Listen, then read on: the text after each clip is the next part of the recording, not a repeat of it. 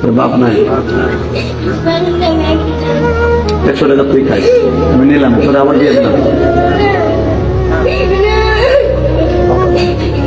দেখো আরে কি দিয়ে সান্ত্বনা দেবা বলো?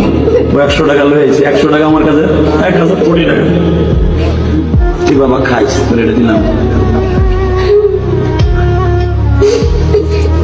পৃথিবীর কোন দান কবুল না হলে ওর দান আজকে কবুল।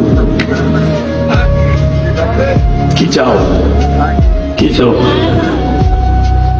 তোর আপনাকে 10 টাকা নিছে, তোর এই টাকাটা আমার কাছে 10,000 কোটি টাকা।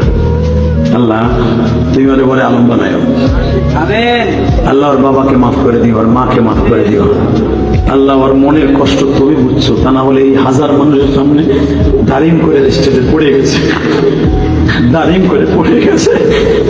তোমার আমার ছেলেগুলা